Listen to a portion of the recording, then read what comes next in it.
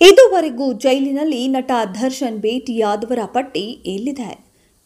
ಚಿತ್ರದುರ್ಗ ಮೂಲದ ರೇಣುಕಾಸ್ವಾಮಿ ಕೊಲೆ ಪ್ರಕರಣದಲ್ಲಿ ನಟ ದರ್ಶನ್ ಅಂಡ್ ಪಟಾಲಂ ಗ್ಯಾಂಗ್ ಜೈಲು ಪಾಲಾಗಿದೆ. ಇನ್ನು ಪ್ರಕರಣದ ತನಿಖೆಯನ್ನ ಪೊಲೀಸರು ಚುರುಕುಗೊಳಿಸಿದ್ದು ಮಹತ್ವದ ಸಾಕ್ಷ್ಯಗಳನ್ನು ಸಂಗ್ರಹಕ್ಕೆ ಮುಂದಾಗಿದ್ದಾರೆ. ಮತ್ತೊಂದೆಡೆ ಜೈಲು ಸೇರಿರುವ ದರ್ಶನ್ನನ್ನ ಹೊರತರಲು ಪತ್ನಿ ವಿಜಯಲಕ್ಷ್ಮಿ ಕುಟುಂಬಸ್ಥರು ಹರಸಾಹಸ ಪಡುತ್ತಿದ್ದಾರೆ. ಇದರ ನಡುವೆಯೇ ಇದೀಗ ಮತ್ತೊಂದು ಶಾಕಿಂಗ್ ಮಾಹಿತಿ ರಿವೀಲ್ ಆಗಿದೆ. ರೇಣುಕಾಸ್ವಾಮಿ ಕೊಲೆ ಪ್ರಕರಣದಲ್ಲಿ ಪರಪ್ಪನ ಅಗ್ರಹಾರ ಜೈಲು ಸೇರಿರುವ ದರ್ಶನ್ಗಾಗಿ ಪತ್ನಿ ಇದೀಗ ಟೆಂಪಲ್ ರನ್ ಮುಂದುವರೆಸಿದ್ದಾರೆ. ಅಷ್ಟೇ ಅಲ್ಲದೆ ಜೈಲಿಗೆ ಹೋಗಿ ಭೇಟಿ ಮಾಡಿ ಪ್ರಸಾದ ನೀಡಿ ಬಂದಿದ್ದಾರೆ. ಅಷ್ಟೇ ಅಲ್ಲದೆ ಇದುವರೆಗೂ ಯಾರೆಲ್ಲ ಎಷ್ಟು ಬಾರಿ ಭೇಟಿಯಾಗಿದ್ದಾರೆ ಹಾಗೂ ಎಷ್ಟು ಬಾರಿ ಭೇಟಿ ನೀಡಿದ್ದಾರೆ ಎನ್ನುವ ಸಂಪೂರ್ಣ ಮಾಹಿತಿಯನ್ನ ಇಂದಿನ ಈ ವಿಡಿಯೋದಲ್ಲಿ ನೋಡೋಣ.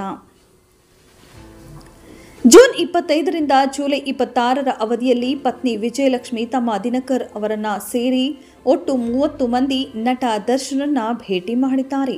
ದರ್ಶನ್ ಪತ್ನಿ ವಿಜಯಲಕ್ಷ್ಮಿ ಅವರು ಇದುವರೆಗೂ 4 ಬಾರಿ ಭೇಟಿ ಮಾಡಿದ್ದಾರೆ.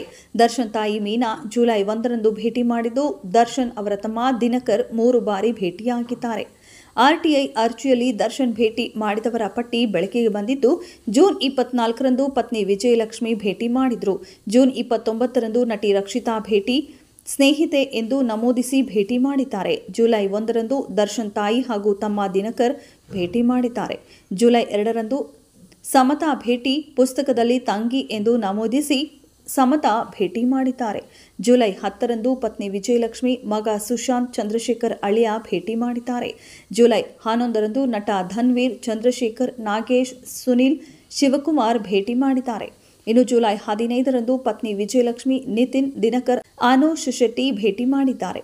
ಜುಲೈ 19ರಂದು ದರ್ಶನ್, ಪುಟ್ಟಣ್ಣಯ್ಯ, ರಾಘವ, ತರುಣ್, ಕಿಶೋರ್, ಹೇಮಂತ, ನವೀನ್, ಕೀರ್ತನ್ ಕುಮಾರ್ ಭೇಟಿ ಆಗಿದ್ದಾರೆ. ಜುಲೈ 22ರಂದು ವಿನೋದ್ ಪ್ರಭಾಕರ್, ದಿನಕರ್, ಸುಶಾಂತ್ ನಾಯ್ಡು, ಶ್ರೀನಿವಾಸ್, ವಿಜಯಲಕ್ಷ್ಮಿ ಭೇಟಿ ನೀಡಿದ್ದಾರೆ.